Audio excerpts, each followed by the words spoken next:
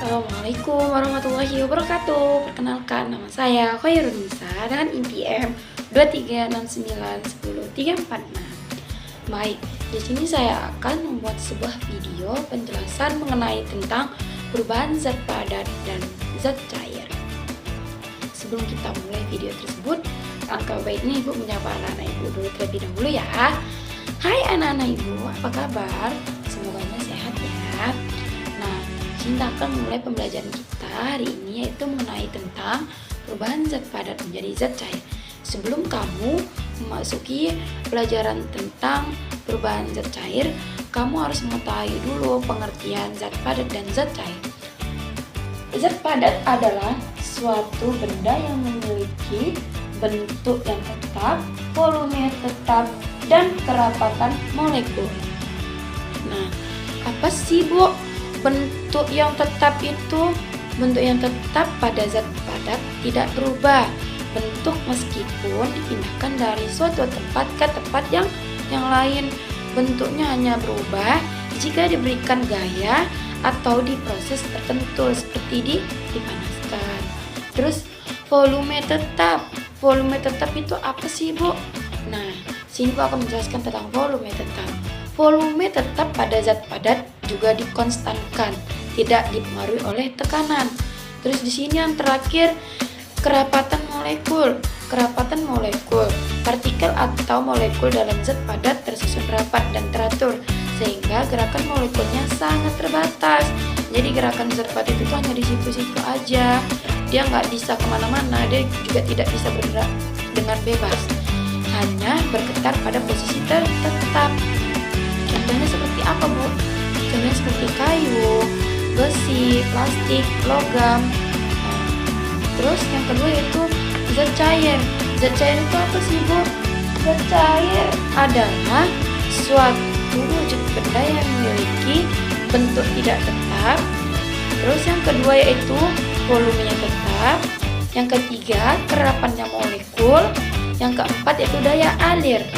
Dan contohnya air, minyak, susu, dan sirup. Bentuk tidak tetap itu apa sih Bu? Zat cair tidak memiliki bentuk yang tetap karena dia cair. Karena dia tuh bentuk zat cair itu dia akan mengikuti bentuk wadah yang menumpanginya. Terus volume tetap, meskipun bentuknya berubah, volume zat cair tetap sama dimanapun berada, asalkan suhunya tidak berubah. Yang ketiga, kerapan molekul.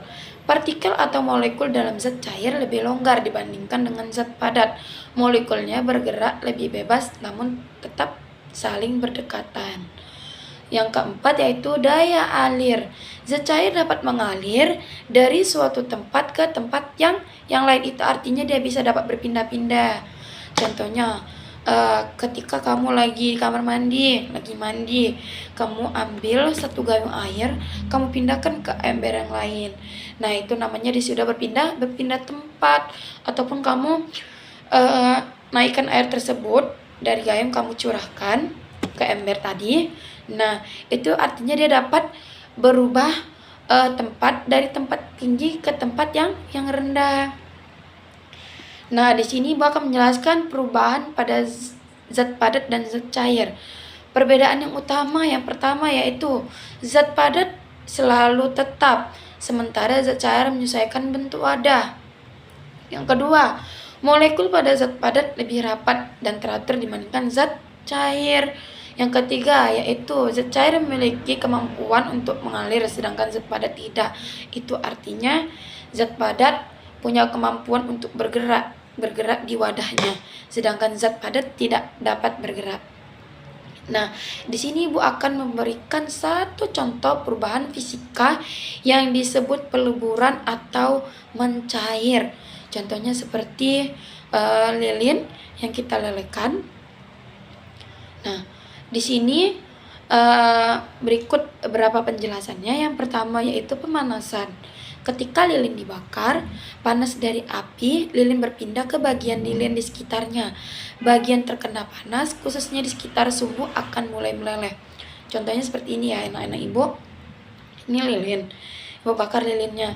Otomatis di dekat di sumbu lilin itu sudah ada api, dan api tersebut mengenai permukaan lilin. Nah, apa yang terjadi pada permukaan lilin tersebut? Permukaan lilin tersebut akan mencair, bergerak cepat dia. Bergerak cepat artinya itu meleleh sampai ke bawah. Yang kedua, perubahan fasa. Panas tersebut menyebabkan molekul-molekul pada lilin padat terbuat dari parafin atau bahan sejenis mendapatkan energi. Akibatnya, ikatan antara molekul menjadi longgar dan lilin berubah dari bentuk padat menjadi cair. Terus yang ketiga yaitu contoh energi panas. Panas yang digunakan berasal dari energi kimia yang dilepaskan saat pembakaran sumbu lilin. Terus yang terakhir di sini sifatnya refleksibel. Apa sih Bu sifat reversibel?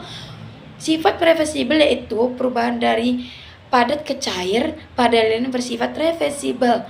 Jika lilin cair dibiarkan mendingin, ia akan kembali ke bentuk semula ataupun padat. Namun perubahan ini tidak mengurangi komposisi kimia lilin, sehingga tetap dianggap perubahan fisika. Kenapa Bu lilinnya berubah bentuk menjadi padat? Karena dia lilin yang sudah kita bakar, dia meleleh, terus kita biarkan, itu leleh tersebut akan berubah menjadi zat padat akibat dia sudah tidak terkena panas lagi. Nah, di sini proses ini berbeda dengan proses pembakaran lilin yang melibatkan perubahan kimia. Saat sumbu lilin terbakar, molekul lilin akan berubah menjadi gas dan beraksi dengan oksigen di udara, menghasilkan energi panas, cahaya, karbon dioksida, dan air. Sekian video penjelasan dari saya akhiri. Wassalamualaikum warahmatullahi wabarakatuh.